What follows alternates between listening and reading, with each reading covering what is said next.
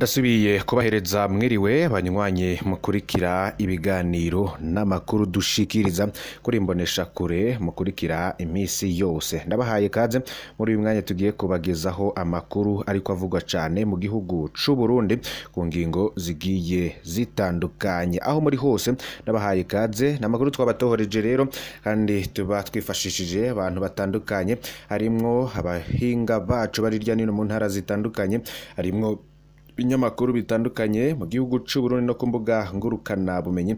Nivyo byose rero byaranyegejwe bikurikira nga kuri chaîne yacu. Ndabahaye kaze muri aya makuru. Umukuru w'igihugu c'u Burundi Evaristo Ndayishimiye ajeje kwiyamiriza igitero c'iterabwoba caraye gikozwe mu gisagara ca Istanbul muri Turikiya. Mu butumwa bwiwe umukuru w'igihugu Evaristo Ndayishimiye yashikirije mwijoro ry'uyu wa Mungu agira ati ndateye ivyatsi nivuye inyuma igitero c'akamaramaza cabaye muri Istanbul Turikiya bivuye ku mutima, ndifatanije n'umukuru w'igihugu Recep Erdogan hamwe n'abanyaturikiya muri ibi bihe bigoye, urutegerezwa gushira hamwe inguvu mu kurwanya ibikorwa vy'iterabwoba. Ivyo rero abishikirije inyuma y'igitero c'iterabwoba cabaye kuri uyu wa Mungu inyuma y'umutaga. Igitero cahitanye abantu batandatu gituma hakomereka bashika 81 nkuko ikinyamakuru c'abafaransa France 24 kibishikiriza.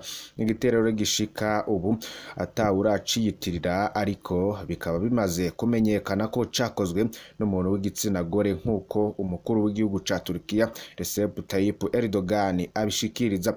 Cegera c'umukuru w'igihugu wa Turikiya Fuat Oktay nawe aremeza iyo nkuru akagira ati umugore niwe yoba yaturikije ikibombe, tubifata ko ari igitero c'iterabwoba bivuye kwiturika ry'ikibombe caturikijwe n'umwicanyi w'umukenyezi nkuko amakuru ya mbere abitwereka. Niko rero cegera c'umukuru w'igihugu ca Turikiya Fuat Oktay nawe yashinze intahe. Tituzorondera abari inyuma y'iki gitero wari we wese naho yoja kumpera y'isi, niko Fuat Oktay abandanya avyigana. Mushikiranganje w'ubutungane w'ico gihugu Bekiri Bozdag avuga ko umugore yaje akicara mu kibanza ca Istikari mu kiringo c'iminota iva kuri 40 gushika kuri 45 n'agasakoshi yateretse ku ntebe gashoba kuba karimwo ikibombe, haciye akanya kiraheza kiraturika. Yongeye amenyesha ko mwirondoro ukwiye w'uyo mugore uriko urigwa neza. Mwe rero mu bari ngaho azwi ku mazina ya Semari Denizinci w'imyaka 57 yabwiye itororokanizo ry'amakuru AFP ati narindi ku metero 50 canke 55 nza numva igiturika, nza mbona abantu bashika kuri 3 canke 4 baguye bakumbi. Abantu bariruka bahagaritse umutima n'ubwoba bwinshi. Ugwamo rw'ico giturika rwari rurenze, ugwamo rw'ico giturika rwari rurenze gose, habayeho urwotsi rwirabura, ijwi ryaco ryari rikomeye cane gushika naho womenga amatwi aramenetse. Niko rero umwe mu bari ngaho yoba yavyiganye. N'ubu rero umukuru w'igihugu Evariste Ndayishimiye akaba ahejeje kurungika ubutumwa bwiyamiriza ico gitero c'iterabwoba caraye gikozwe mu gisagara ca Istanbul muri Turikiya. Turanganisha rero abari ngaho muri Turikiya, niba hari umurundi ariyo muri ico gisagara ca Istanbul agire ico atubwira ngakumbonesha kure, abishire muri comments kugira ngo nabandi batandukanye bamenye ko umutekano wifashe muri ico gisagara n'umugwa mukuru rero wa Turikiya. Tukiri ngaho mu gihugu ca Turikiya, inkuru itangaje n'umugore wa mbere muremure kw'isi yafashe indege irya mbere mu buzima nubwo vyagoranye cane. Umunyaturikiya Rümeysa Gergi apima imetero 2 na santimetero 15 yafashe indege ubwa mbere bigoranye cane, akaba yagize urugendo ruva mu gisagara ca Istanbul muri Turikiya gushika San Francisco muri Amerika mu ndege ya Turkish Airlines.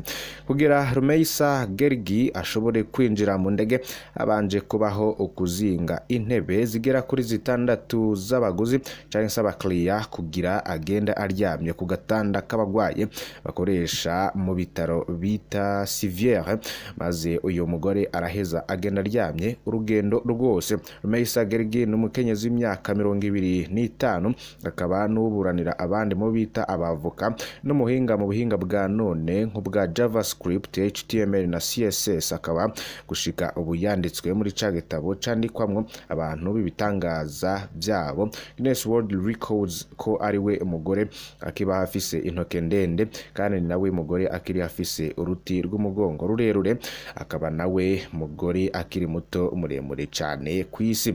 Gergi aba muri Turikiya mu ntara ya Karabuk, akaba yabaye muremure kubera ingwara bita wiva ituma kwiruka kuburebure, ingwara ifata cyane abagabo gusumvya abagore.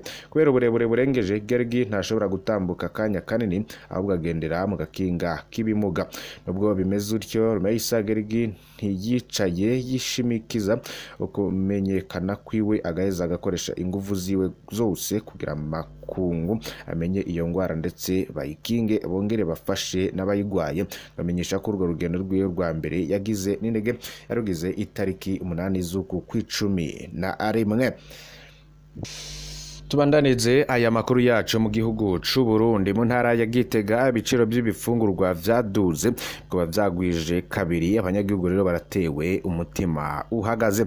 Abanyagihugu baba mu gisagara ca politike Gitega hagati mu Burundi vuga ko barengewe n'iduga ry'ibiciro ry'ibifungurwa vyinshi ku isoko vyarigwijwe na kabiri ibiciro. Ajejwe intwaro bakaba bagiriza abadandaza kurenza urugero ku biciro, abo nabo bakaba bavuga ko ifaranga ry'u Burundi riguma rita agaciro. Iduga ry'ibiciro vy'ibifungurwa ryabaye ku bifungurwa nka vyose, abanyagihugu bavuga ko batagishoboye guhangana naryo. Ikiro c'ibiharage gisanzwe hamwe n'ivyitwa kinureki hagati y'ibihumbi 1,500 gushika ku 1,900 hamwe n'1,800 gushika ku 2,200 mu mafaranga y'amarundi. Kilo c'umuceri caraduze gushika ku mafaranga 1,000 bivanye n'ubwoko. Umuceri w'umutanzania usanzwe uzimvye ugurwa 4,500 mafaranga y'amarundi ku kilo kimwe, niko rero vyiganwa n'abanyagihugu. Iduga ry'ivyo biciro ryibonekeze muri aya mezi abiri aheze. Abanyagihugu bongera ko ibiraya vyari bisanzwe bizimbutse vyavuye ku mafaranga 900 biva ku mafaranga 1,200 ku kilo kimwe, kandi amateke, imyumbati, ubufu, ibitoke n'ibindi bitandukanye vyo vyaraduze ibiciro cyane ku isoko. Umukuru wa zone Gitega yagiriza abadandaza kunyegeza ibifungurwa, ariko abo nabo barahakana ivyo bagirizwa. Basigura ko iryo duga ry'ibiciro riva ku ifaranga ry'u Burundi riguma rita agaciro. Kuri izo nsiguro abarimyi bo bongera ko ivyo biriko biva ku mwimbo muke watumye n'ikena ry'ifumbire ya fumi hamwe n'ihindagurika ry'ibihe. Umukuru wa zone RBD Gitega avuga ko komite ijejwe gucungera ibiciro yashizweho, dandaza rero ngo banyegeza ibicuruzwa bazohanwa, niko rero agabisha. Mu zindi ntara zo mu Burundi nka Bubanza na Cibitoke mu buraruko bushira uburengero bw'igihugu, abanyagihugu bamenyesha ko batagishobora guhangana n'ubuzima bwoba bwarazimvye ndetse birabandanya gukomera, inzara ikaba ishobora gutera abanyagihugu bari mu mice itandukanye. Tubandanirize ku makuru avugwa muri Republika y'Intwaro Rusangi ya Kongo. Abamenyesha makuru babujijwe guha ijambo M23.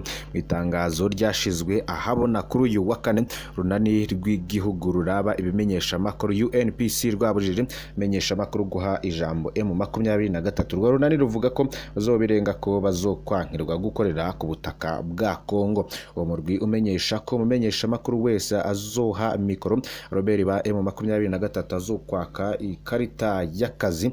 Uwo murwi rero uvuga ko washizeho ikigo cyo kugenzura ibiba byashikirijwe n'abamenyesha makuru mu ntumbero yo gukurikirana hafi yubahirizwa ry'iyo ngingo. UNPC yibutsa abamenyesha makuru bose ko Republika y'Intwaro Rusangi ya Kongo iri mu ntambara ya kwegewemwe na M23 yita ko ari umurwi w'iterabwoba. Rwandiko urwo runani rwasohoye rutomora ko M23 ifashwa n'u Rwanda. Ibi vyagirijwe rero vyasubiyemwo kenshi n'abategetsi ba Kongo, ivyo u Rwanda bwise ibihuha bitagira ishingiro. Iyo komisiyo ivuga ko mu bihe nk'ivyo umwansi akoresha ibinyamakuru kugira ngo aronke inguvu anashobore gushika kuri politike yiwe yo kwakira abandi bahemukiye Repubulika Iharanira Rusangi ya Kongo. Ku bwa UNPC M23 iriko iraha akazi abamenyesha makuru kugira ngo bayamamaze. Mu ntumbero yo kugwanya iyo ngendo, komisiyo isavye ubumenyesha makuru wese wo muri Kongo ko mu gukora amakuru ajaye n'umutekano mu seruko bw'ico gihugu yo kwibanda ku makuru ashigikira igihugu no kudaha ijambo canke ngo bavugisha umwansi wa Repubulika Iharanira Rusangi ya Kongo.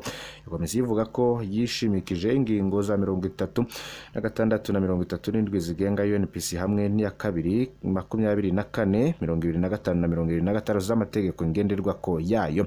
Komisiyo kandi itangaza ko yafashe ingingo ngenderwa ko guhera uyu munsi ikigo kijejwe gukurikirana ivyo abamenyesha makuru bakoze carashizweho n'iyo komisiyo kugira ngo ikurikirane hafi ivyo bimenyesha makuru ico bisohora. Amenyesha makuru wese akora muri Repubulika Iharanira Rusangi ya Kongo muri iki gihe c'intambara azoha ijambo canke akandika kuri M23 zokwakwa.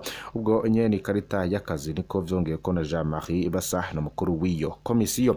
Amagarira ibisata vya leta gufata nkama ingingo zafashwe n'urwo rwego urudende rwemewe n'amategeko y'igihugu mu bijanye n'uko abamenyesha makuru bakora muri Repubulika Iharanira Rusangi ya Kongo. Amande y'ivyo iyo komisiyo ivuga ko itobazwa ingaruka zizoba zivuye mu makuru atanzwe n'ibimenyesha makuru tanzwe n'abantu biyita abamenyesha makuru. Iyo ngingo rero yafashwe nyuma yirukanwa ku butaka bwa Kongo ryo wahoze ari umumenyesha makuru RFI Sonia Rori yari yaheruka kuronka akazi ko gukorera itororokanizo ry'amakuru Reuters nk'umuzabikorwa muri Repubulika Iharanira Rusangi ya Kongo. Banywanyi bacu ndabakengurukiye cyane ko mukurikiye aya makuru.